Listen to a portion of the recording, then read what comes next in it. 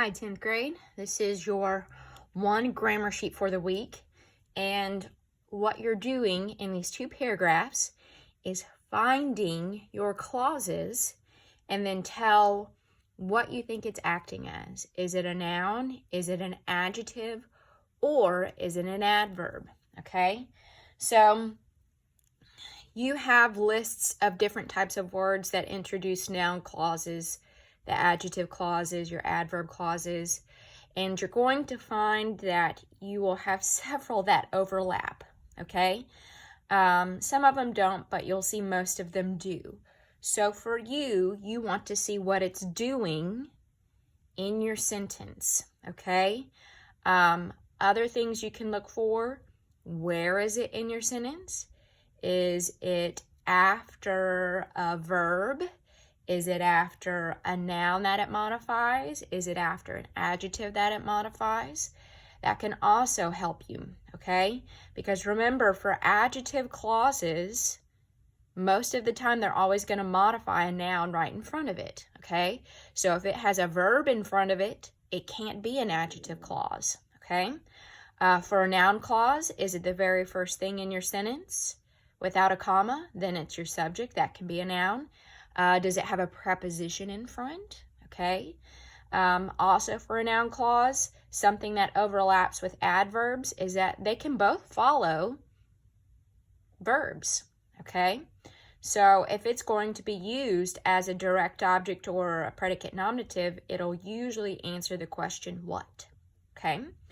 And then your adverb, again, it'll modify a noun. And you'll also find a lot of times adverb clauses tend to be at the beginning of a sentence with a comma after it, and it modifies your verb up there. Okay, you'll see a lot of that as well. So remember what nouns, as far as what they're used as: subjects, direct objects, predicate nominatives, and then object of your prepositional phrase. Adjectives, remember, they modify nouns in front of them most of the time. And then adverbs, most of the time they're going to modify your verb. That's the most common thing that they modify. And you will see, not every time, but a lot of times at the beginning of your sentence with a comma after it. And then also remember, adverbs most of the time will answer the questions where or when. So if you see those introductory words, a lot of times it'll be an adverb as well. So we're going to look through the first paragraph, and then the second paragraph you'll do on your own.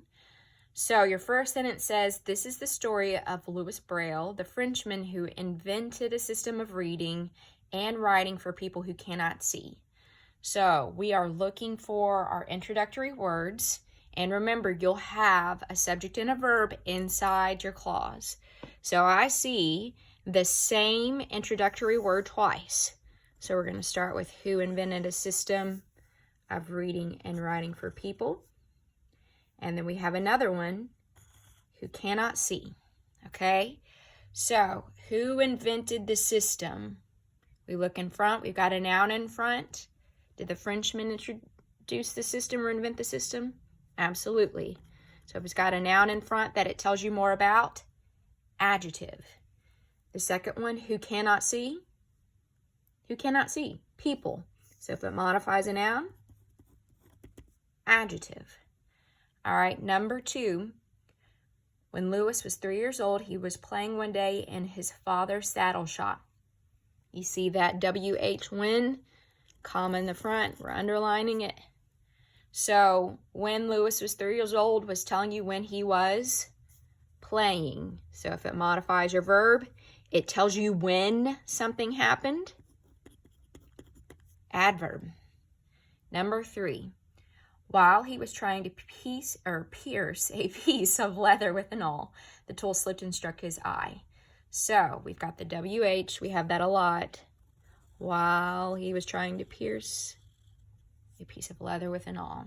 Okay, so what happened while he was trying to pierce the leather? It slipped and struck. So again, this tells you when. Adverb it is. Number 4, when his injury led to an infection eventually, his injury led to an infection that caused him to lose sight in both eyes. So this one does not have one of our WH words, but that is definitely one of our introductory words. So what caused him to lose his sight? The infection did. That's a noun. So that means it's acting as an adjective.